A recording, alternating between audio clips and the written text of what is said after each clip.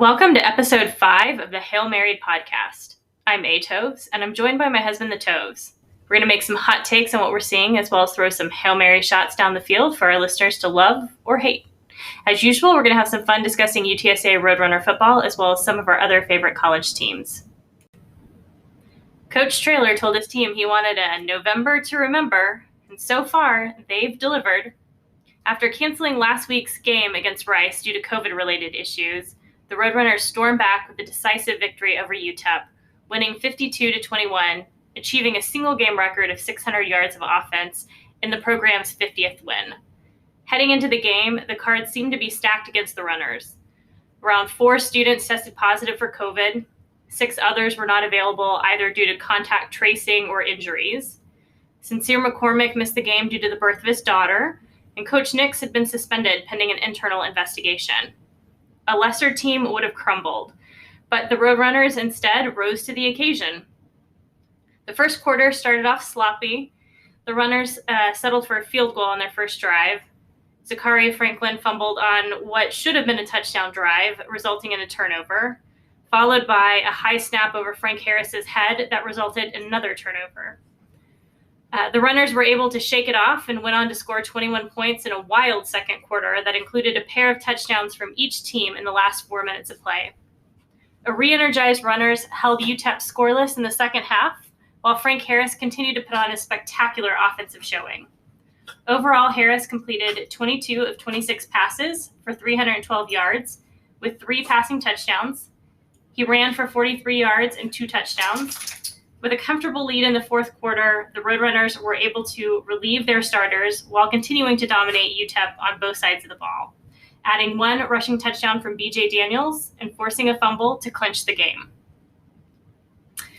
Going into the game, I really wasn't sure what to expect.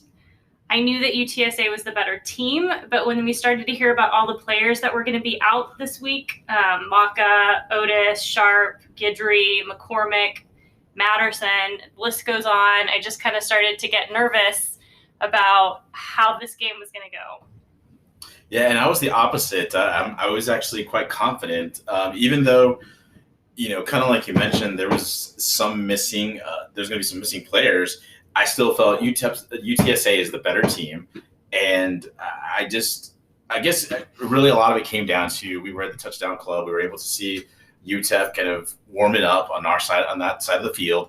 And as I was watching them, I just noticed the quarterbacks accuracy was just off. Mm-hmm. And this is no pressure, nothing. It's just them taking snaps and kind of throwing out to the wideouts. And I mean, I get that this level of quarterback play might be a little bit lesser, but it just didn't seem like if you're in tune into the game and you're ready to play, there would have been sharper passes. I didn't see sharper passes. Their line, although big, didn't seem to be exploding off in terms like when they were going through some of their reps. Mm-hmm. So it felt like there was something not there for them, either whether they're just not taking it too seriously or whatever it was, knowing that they may have an advantage. I just didn't see it that way.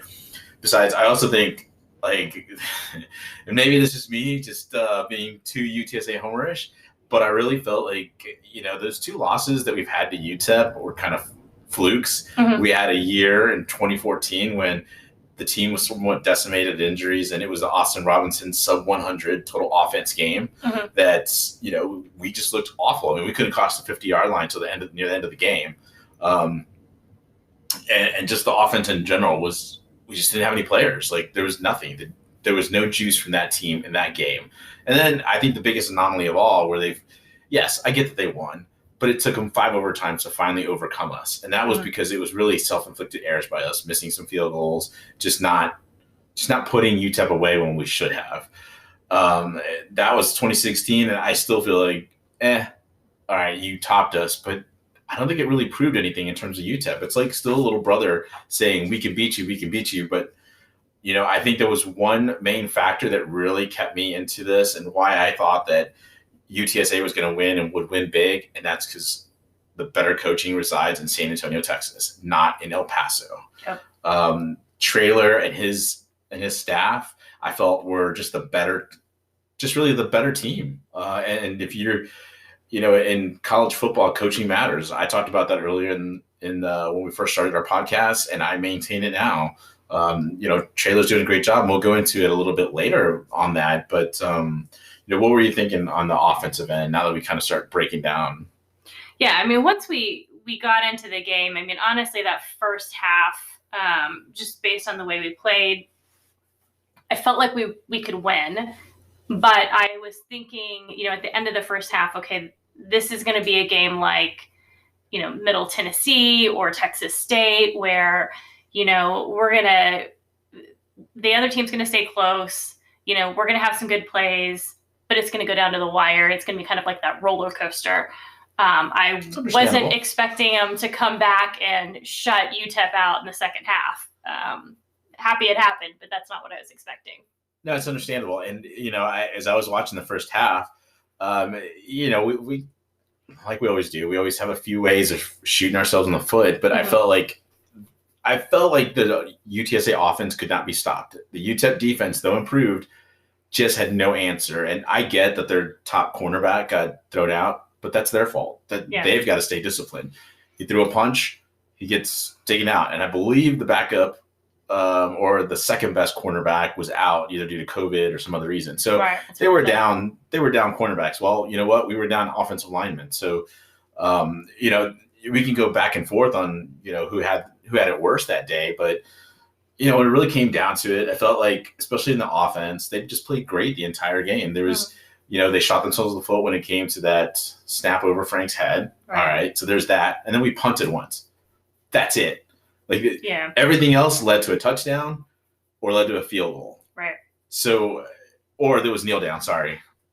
My bad.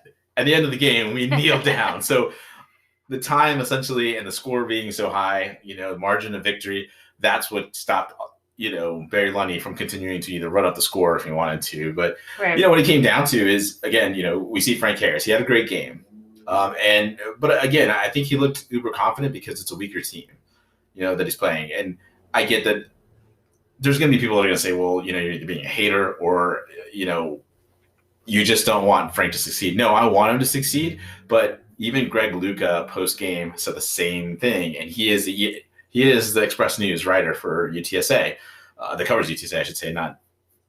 So anyway, he saw the same thing I saw, which is against weaker teams, he looks confident. The thing is, how do you translate that confidence that he has and that ability over into the games that are much tougher against tougher opponents? And I think a lot of it is that, as I mentioned before, he can't out-athlete the linebackers or the secondary on tougher teams. So it makes it difficult for him to do stuff. However, in this game, I felt like he did work on a few things. He threw down the middle a couple times, which has not been his strength. There was some other things that I saw him notice, in terms of open receivers. So I thought maybe he just was listening to the podcast and decided he was going to prove you wrong. I mean, maybe he did, but I think because it's a little bit weaker competition, and it was, it gave him an opportunity to build some more confidence. And it really is more important as he heads on the road against another team that's not very good in Southern Miss. But more importantly, hopefully that passing, he starts getting it down. He definitely, typically you see Frank Harris kind of lock in on one receiver. And, we saw the game where it was La Tech and he was just, kind of locked in on Tyke. And at the beginning of the game, you saw him throw a couple of passes early to Leroy Watson. And I thought, okay, that's going to be his go-to guy for the game.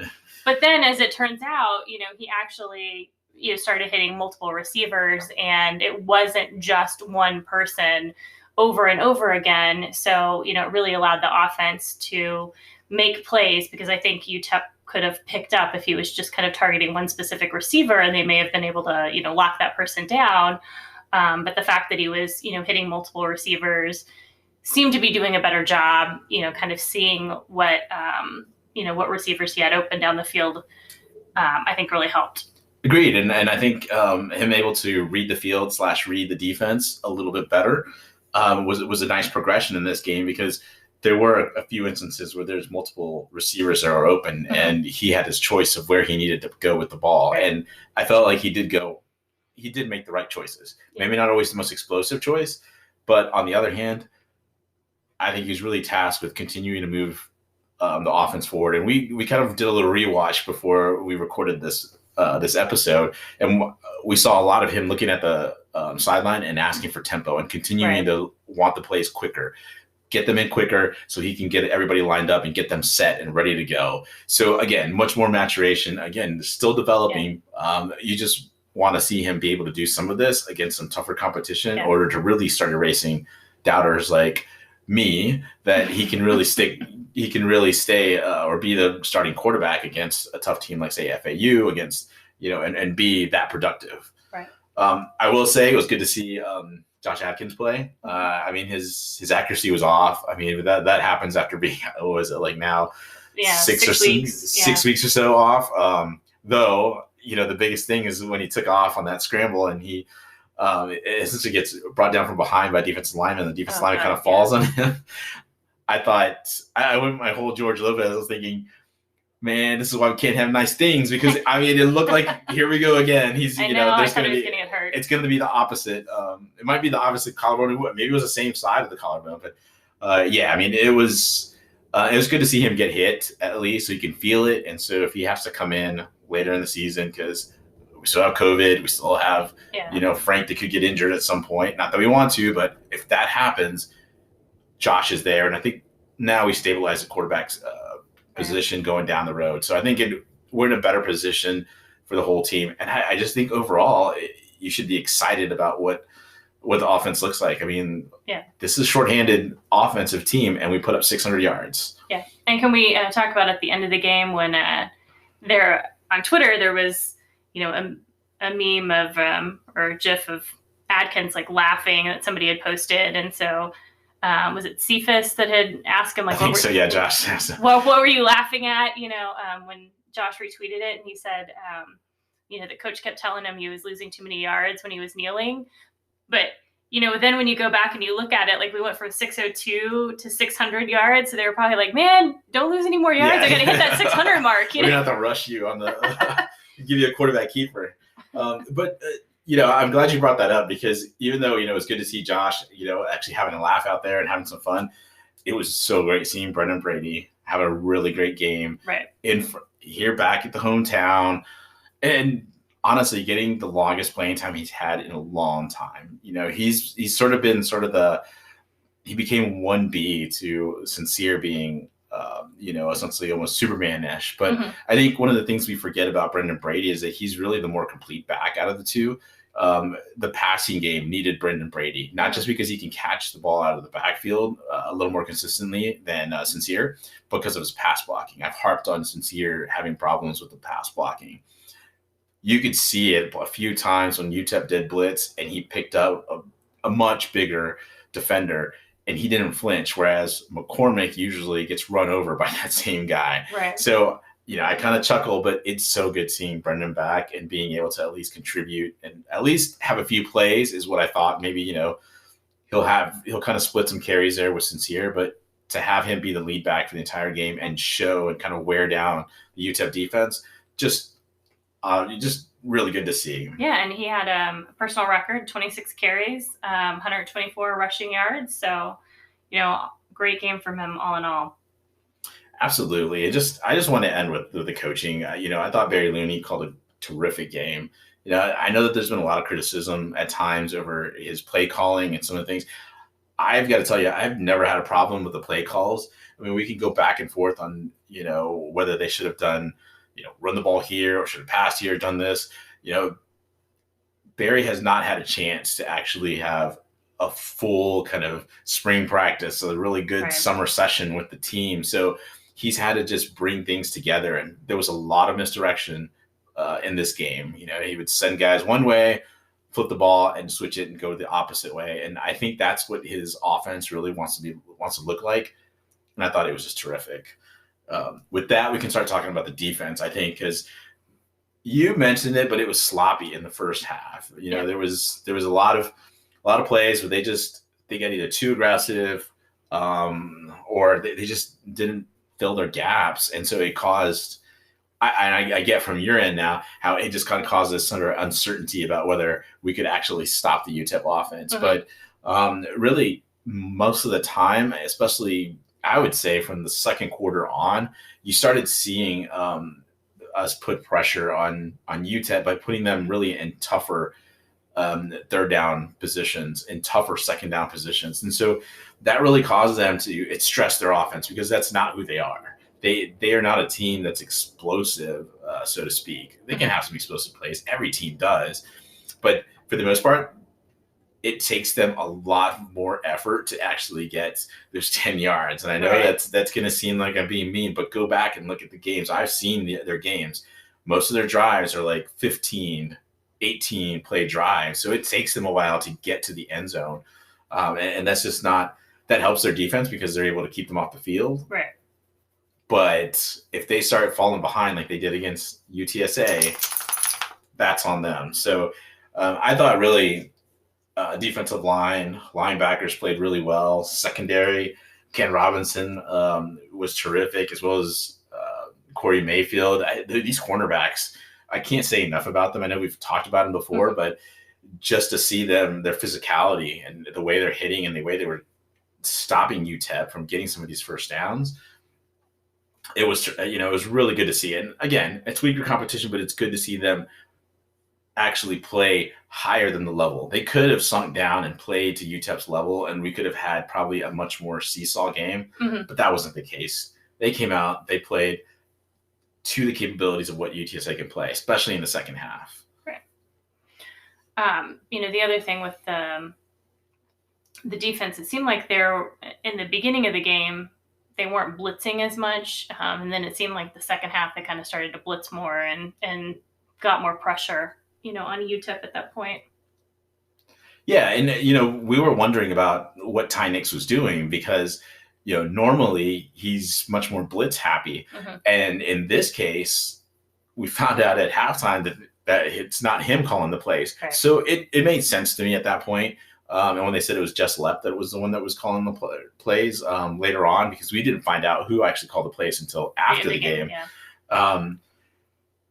I think you start questioning, who knows why he called what he called. But yes, first half, there weren't as many blitzes, and that's what kept UTEP in the game. Once we really started turning up the pressure and sending extra guys, our corners are just better than their defenders, and their wide receivers. So that just played to our strengths, and gave corners actually an opportunity to make plays. And there were a few times where we made some nice pass breakups. So let's talk about what we learned from the game. I think it's just one big thing, and it's about one person and one person only. This is all about Coach Jeff Traylor. Jeff Traylor's culture is a difference maker.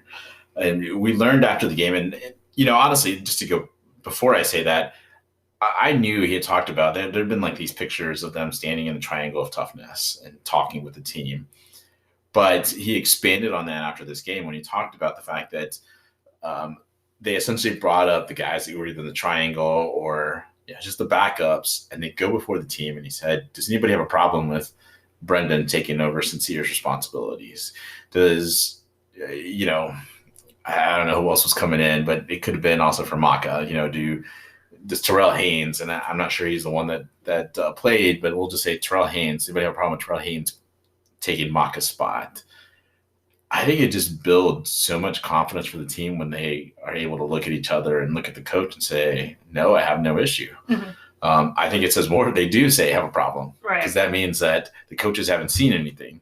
But there was just a lot where I saw during the game in terms of just the way that this team just loves each other. I mean, I think the other teams never felt this close, but this one, whether it's been COVID, whatever it's been Jeff Traylor that's been orchestrating them coming together. When they celebrate, I gotta say, I'm just gonna call out Kadra Cobbs. He when he scored late in the game, he started flexing his muscles, and then he turns around and he hugs two of his linemen. I hadn't seen that before. I've seen Sincere sort of, celebrate, and he's gone over to his linemen. But to see Kedrick, after scoring his first touchdown, just go back and just all of a sudden hug his two of his linemen and then celebrate with the rest of the offense. It's just those moments when you realize Jeff Traylor is really teaching these guys all about what it's like to play as a team, Right. and that is huge. And you had mentioned earlier about the fact that this is a depleted team. They could have folded, but and Traylor did say later, he has a little diary that he has where he says, "Today's not supposed to be a good day." Right.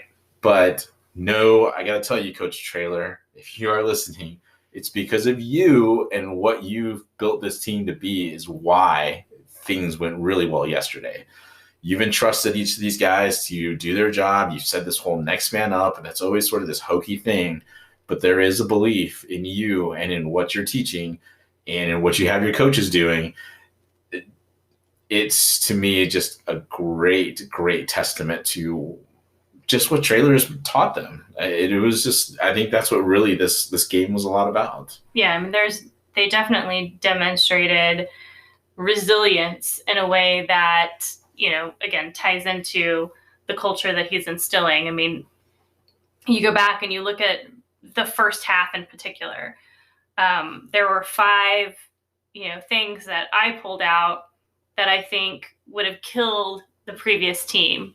And whether it was under Wilson or even under Coker, if those 5 things had happened in the first half, more often than not, we would have lost the game. I mean, you had the Zakari drop, you had the snap over Frank's head, that, and likely in previous teams, that would have been a touchdown for UTEP, not 2 missed field goals.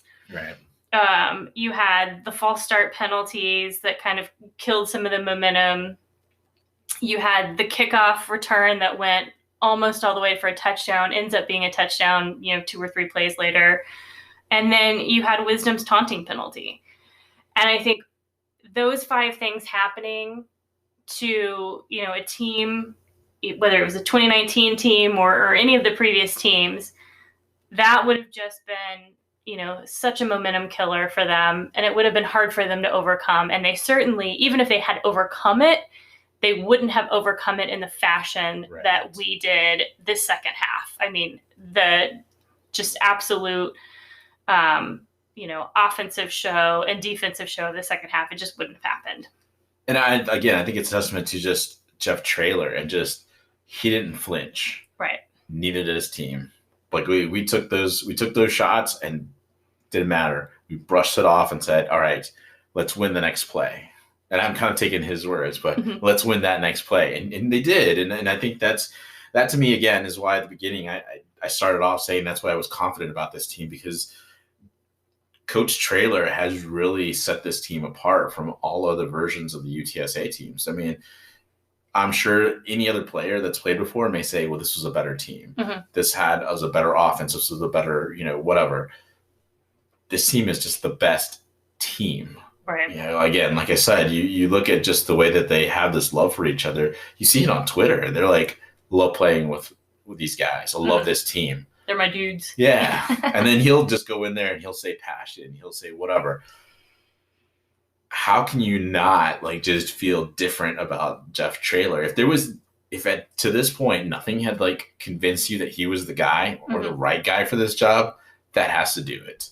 And I will say, I mean, this is more, I would say, in terms of more of a technical thing, but I think his game management also is a difference maker. Under the Wilson era, we always had all these silly timeouts because we didn't know what play we had to run. Okay. We didn't know if we were going to punt the balls. There was a timeout. Frank Wilson didn't know what he wanted to do next. Coker sometimes called some crazy timeouts. Under Coach Traylor, I haven't seen that at all, and it's always been smart timeouts.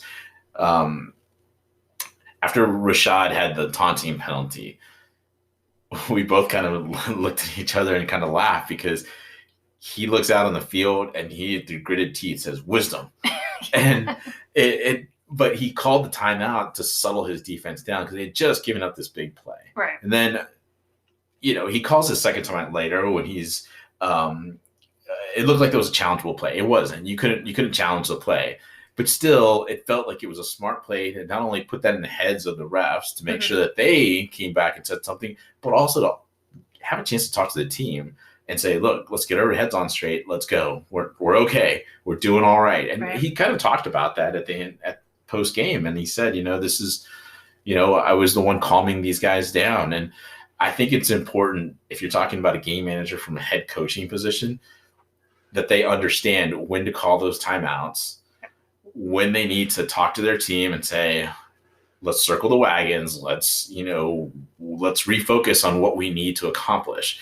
And I think, again, that's what makes, to me, Jeff Traylor stand out from Larry Coker and Frank Wilson. Yep. We kind of touched on this earlier, but again, we learned at halftime that Tyrone Nix was on admin leave.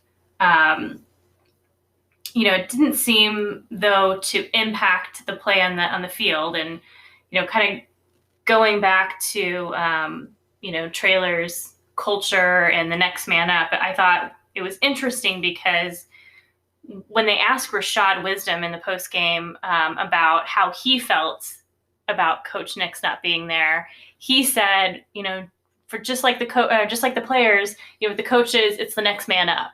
So that was the first place that his mind went to. It was like, yeah, the coaches are there, next man up. Coach Lepp is the one calling the plays. Right. So I thought that was kind of interesting. But kind of circling back to Nix, what are your thoughts on hearing that he's out for this admin leave? I mean, we don't really have a lot of details, but just kind of what's your gut instinct on this? Well, Traylor looked pretty destroyed after the game. Mm-hmm. I mean, obviously, it's going to be tough when you lose your star running back, and it's because of the fact that he had Sincere was going to see the birth of his daughter. But really, to probably the way I think Traylor has built this relationship, and probably a tighter relationship because of COVID with Ty Nix. Earlier in the year, I think it was Greg Luca that had a quote or maybe he asked Traylor a question, and Traylor said, I showed up, and it was like a Sunday or a Monday or something. It might have been before Middle Tennessee. And he said, usually I'm the first one there, but there was somebody already there. It's 4:45 in the morning, and somebody was already there, and it was Ty Nix. So I think there might be a little bit more of a connection than we may know. And, regardless what the situation is, it still hurts. I mean, if it's one of your friends, and especially someone that you've really gone through some things with this season with, it's got to be difficult for him to go through that and say, here's what we're going to have to deal with. I mean, obviously we don't know. We don't really want to speculate on what it is. It's got to be major because it was administrative leave. I mean, he's essentially suspended. Right. But it also tells you a lot more about Traylor and just how he manages his team, because he went to the next guy, like you said, which Rashad did. But he talked about between essentially Friday, whenever they found out, and essentially game time, he spent time late Friday night working with Jess Lepp, working with everybody, kind of going through walkthroughs, making sure everybody understood what needed to be done. And then again, wake up early Saturday morning and go through all of that as well. Yeah, he said they did a lot of role playing. And I mean, when you're trying to, if you look at it from us in terms of a business standpoint, you have somebody that maybe goes on a leave of absence unexpectedly or something else happens. You have to hope that this next person knows what to do and what kind of adjustments they need to make. And so you go through some things with them. You might role play some stuff. This is all Jeff Traylor did, but again, it speaks to the culture. It speaks to, like you said, the things that he's instilling in this program that maybe we don't realize as much because we're so excited about the fact that the team is playing well and performing well. But look at what he's doing with his coaches. It just feels so much different under Jeff Traylor than it has. Yeah, it was kind of interesting in his post game. You expected to see this just glee at this win, but it was almost like a feeling in some cases of relief. And I forgot what he said exactly, that he had said to Lisa Campos, something like, this chapter was, the unexpected chapter. The whole week's been unexpected. Right. I mean, and he got a little emotional when he was, kind of talking about the last, 24 hours. But, I think, he wanted to be really excited, and he kind of sort of went on a roller coaster in his, post game, because I think he really wanted to be excited about it, but then there was just kind of that sense of like, oh, thank goodness it's over, and it turned out good. Yeah, well, I mean, because he said, wrote in his journal saying it's not supposed to be a good day. Yeah, it's not supposed to be a good day. His expectations are totally different. But again, as I said before, because you've done a great job, this is why things turned out better, because you've instilled things throughout the season that have built us to this point. So, on the flip side, I mean, obviously we're here to talk about UTSA, not to talk and diagnose UTEP, but I think just kind of comparing Coach Dimmel to Coach Traylor, you kind of have to wonder, is Coach Dimmel really the right guy for UTEP? That's a very fair point, and I think there they are, and I think year 3 now, and they haven't gained too much ground. They certainly have improved a little, but I mean, you're 3 years in. It almost feels a little bit like the Wilson era, where it's like you're 3 years into the Wilson era, and you realize, okay, well, a bunch of veteran guys left. Now you're kind of rebuilding everything. And I felt like Dimmel you don't really know what he's building. And he had problems at Houston. He coached there first, I think it was in the 90s. Wasn't really successful there.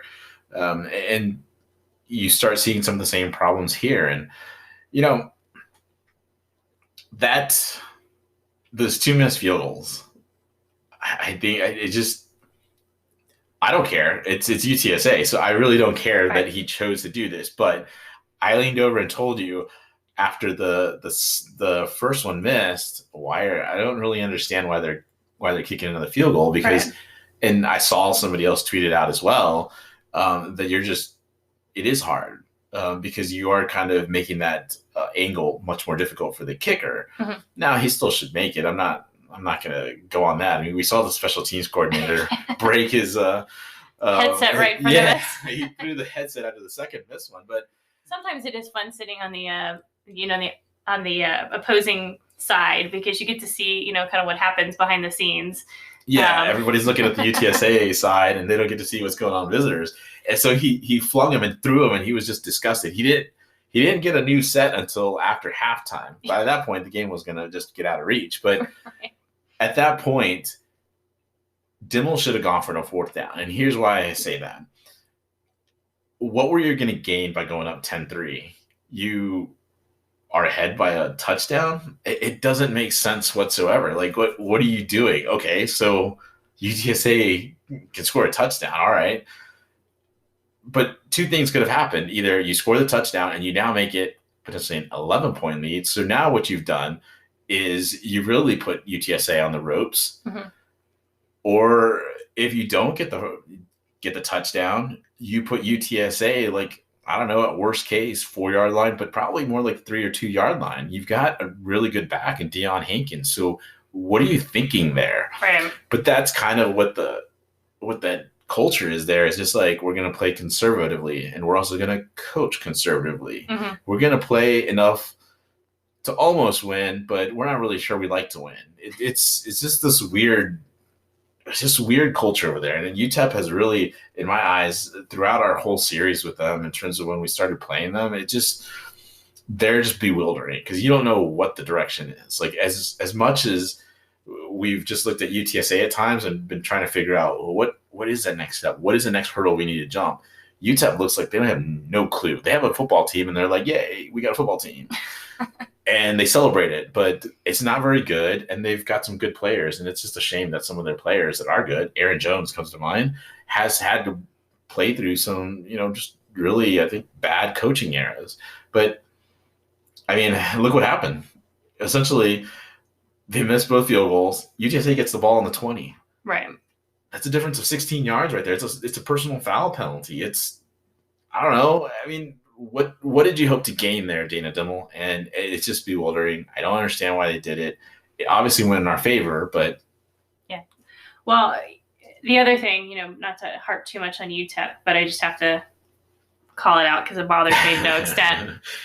I know UTEP's colors are supposed to be orange and blue and white, and it's they're very similar colors to UTSA. They kind of had always had more of this like burnt orange sort of color, but it's like they've gone tangerine. Those uniform, their helmets, it's just this sort of, I don't know. It's like their program. It's dismal. It's just. I know. It's just like I don't want to look at it. So I don't know what's going on with UTEP and their colors, but somebody needs to come back and find a different shade of orange for them because it's just not good. I mean, the product on the field's not good. They don't look good. Maybe they need to take that whole businessman approach that if they look good, then they'll perform much better. That's right. But to your point, we're just going to kick them while they're down right now and say, your uniforms look terrible. So maybe that's why you play terrible. They look like what your product on the field is. Yeah, exactly. Terrible. That's what it is.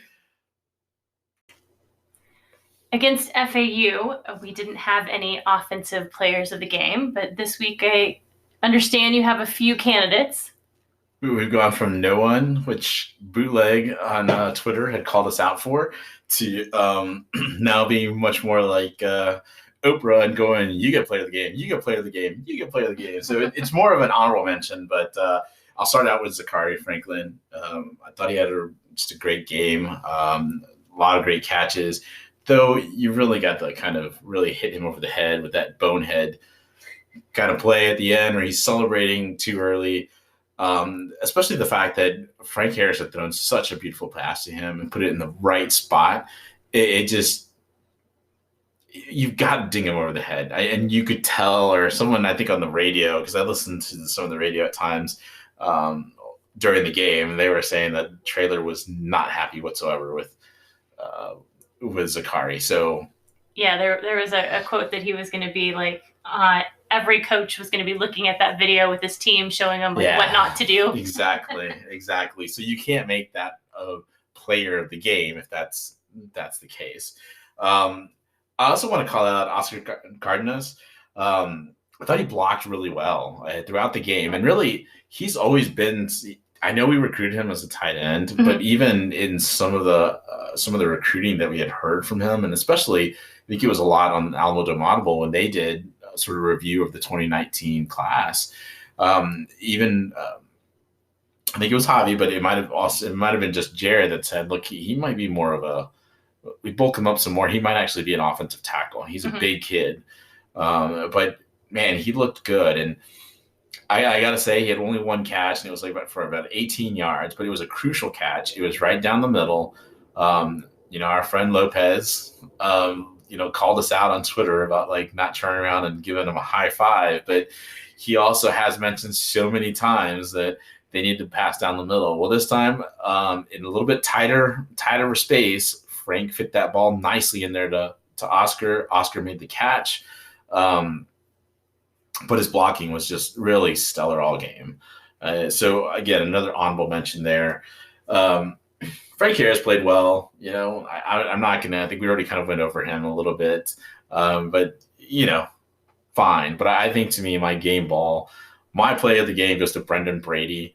I think it was a great way to come back, being off for so long, getting a chance to really, honestly, it wasn't his normal amount of playing time. He actually had to shoulder the entire running game this time. So to have to come in and really your most significant playing time, you're now going to be the lead guy. I thought he handled it well. I thought, again, the passing game really benefited from his pass blocking. Obviously, during the running game, he did a great job of just getting those yards, getting those chunk yardage, and helping that offense continue moving. So I think just overall, again, I feel like he's he's our complete back in terms of just overall good in all sorts of areas. So he's my player of the game. All right. Well, this time I'm going to have to go ahead and throw in my own player of the game because I definitely feel like Frank Harris deserves to be the offensive player of the game this week. Like we mentioned before, this was, his best game as a quarterback. He had 312 yards passing, 3 touchdowns passing, the 2 touchdowns rushing. But again, one of the things that I think he did that he's probably not going to get as much credit for, but was really crucial this game was, Kevin Davis really was struggling with his snaps. And, he did have the one Sure. that flew over his head, but there were probably 6 other ones that could have flown over his head if Frank hadn't, jumped up and grabbed those snaps. And so, I think that in and of itself, Frank was in tune with what was going on. Kevin was struggling, but Frank saved those snaps and was able to make some really great plays off of them, which, again, led to us just having a really great day offensively. So Fair enough. We're going to do co-offensive players of the game. All right. Bootlegger, we fire out. What about on the defensive side? Again, I'm going to call out just a couple guys. Clarence Hicks, I felt like was just all over the place. Every single time that there was a big play in the second half, it just seemed like Clarence Hicks was around there. I don't know. I like the guy, just the way he's played, but just saw his number just flying around at times, and I was like, well, great, good for him. It's good to see him succeed. Rashad Wisdom, another good game, except for that taunting penalty. Mm-hmm. Where I'm really disappointed there is just the fact that he is a leader, and if you're leading by example, and again, to see Coach Traylor grit his teeth and say Wisdom, that kind of tells you, you're expected to conduct yourself in a different way. Right. So, and it just was unnecessary. It really was. I mean, again, these are the type of games we've talked about already that you need to practice a little more discipline in, and Rashad needs to be more disciplined. The only other thing I'll say is that it did look like he was launching on that. It was that fumble that he caused that Antonio Parks recovered early in the second half. Again, he's got to watch out for it. But sometimes when he gets out of control and he starts getting a little excited, he needs to keep a level head. And I think that's one of the things that Coach Traylor wants to really instill in him, just to make sure that he's that he maintains that, because he is the leader of the defense. So with that, my player of the game is Ken Robinson. He went from me not really knowing who he was to him having like a really good game against Army, and he's just played well ever since then. He did get burned this game, but really it came down to the fact that we sent no pressure. So at some point, he's going to give up some plays, and so is Corey Mayfield. If we're not sending any pressure, we're not getting to the quarterback. Right. We gave Hardison enough time, and he threw a rope, 52 yards, bomb, there, and Ken was there. He just wasn't able to make the play. It was just a perfect pass.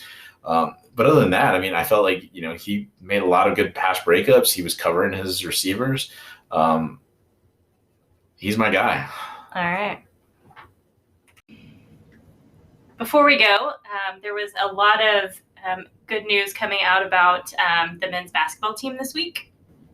The team released most of its non-conference schedule. We'll be opening our season at Oklahoma on November 25th.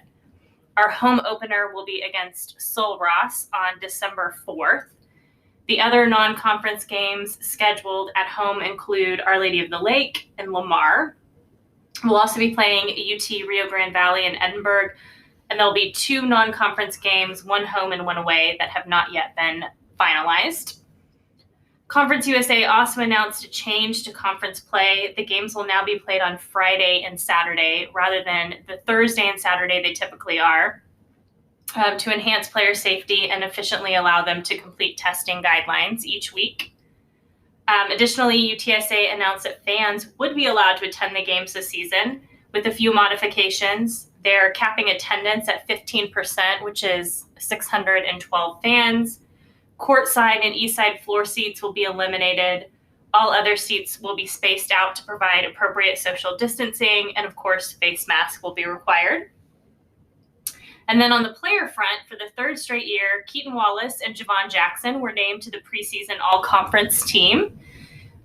They also announced that they signed 2 transfers whose names I'm probably going to mess up, but Alu, a 6'7" forward out of Temple College, and a 6'5" guard, Diu Ding from Dodge City. So sounds like we've got 2 great players coming to the team, and hopefully they're going to, add some height and hopefully make some big plays. Hope so. Well, thanks again for joining us for the Hail Mary podcast. I'm Atoves. And the toes. We'll see you next week.